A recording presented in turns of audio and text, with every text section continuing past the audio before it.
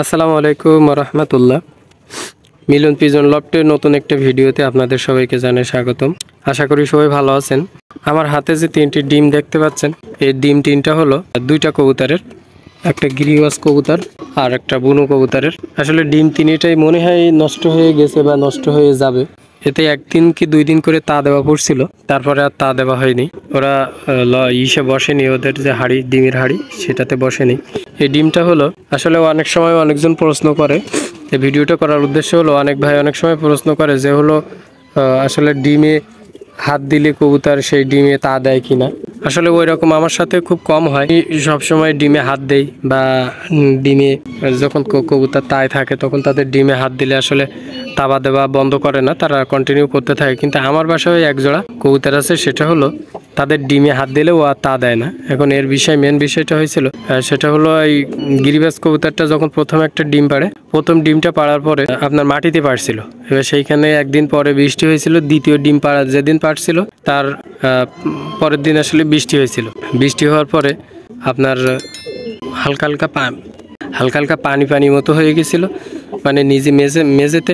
তখন আমি মনে করলাম যে ডিম তো পচে যাবে, তখন আমি ওই হাত দিয়ে ডিমটা উঠে সেইখানে একটা ডিমের হাড়ি দিয়ে দিয়েছিলাম, যাতে হলো আপনার ডিমে ভালোভাবে তা দিতে পারে। এখন যেদিন থেকে ডিমে ওই আপনার হাড়িতে দিয়েছি সেই দিন থেকে ও আর করিনি, আপনার ওরা ডিমে আর তা দেয়নি। তা না দেওয়ার কারণে আপনার এই এক সপ্তাহেরও বেশি হয়ে গেছে, ডিমের মধ্যে হালকা কালো হয়ে গেছে, মানে ডিম নষ্ট হয়ে গেছে। আর একটা ডিম হলো আপনার এতে বুনো কবুতরের ডিম, এতে হলো দুইটা এক কবুতরের ডিম আর এই দুইটা হলো গিরিবাজের ডিম একই রকম। আর এটা একটু গোল টাইপের ছোট, এটা হলো বুনো কবুতরের ডিম। এই বুনো কবুতরের ডিমটা হলো মাঝে বুনো কবুতরের ওদের বাসা পছন্দ না হলে ওরা করে না, ডিমে তা দেয় না। এখন ওদের যেখানে বাসা ছিল সে বাসা আরেকজনেরা দখল করার কারণে ওরা ডিমে তা দেয়নি, ওই ডিম পাড়েনি। এখন একটা ডিম হলো ওই এক উঁচু জায়গায় দাঁড়াই পাড়িয়ে দিয়েছিল, সেই ডিমটা পড়ে নিচে পড়ে ভেঙে যায়। আর একটা ডিম হলো এই গিরিবাজ কবুতর যেখানে ডিম পাড়ছিল উটির পাশাপাশি যে ডিম পাড়ছিল, ডিম পাড়ার কারণে তিনটা আমি এক তাবার মধ্যে দেই। আসলে দিয়েও কোনো কাজ হয়নি, কারণ ডিমে তা দেয়নি।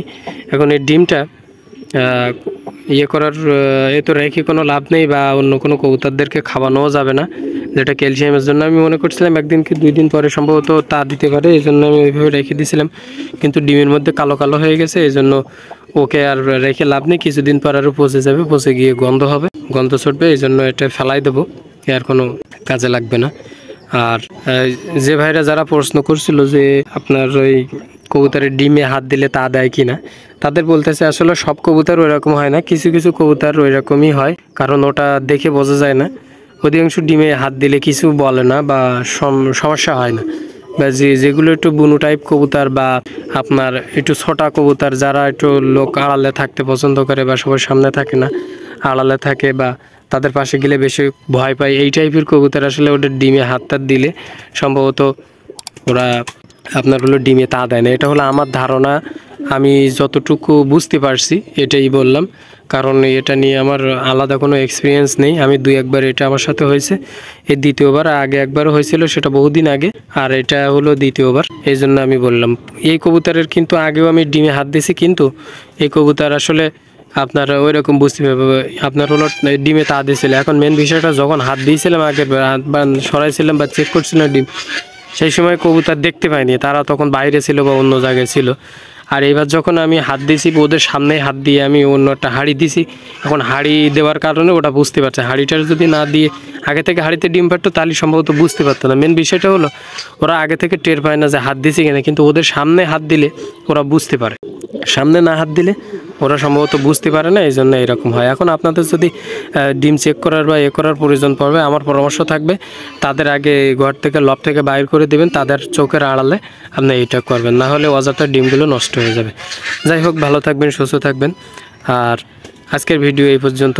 আর আমার চ্যানেলে যারা নতুন আছেন অবশ্যই চ্যানেলটি সাবস্ক্রাইব করবেন, পাশে থাকা বেল বাটনটি বাজিয়ে রাখবেন পরবর্তী ভিডিওর আপডেট পেতে।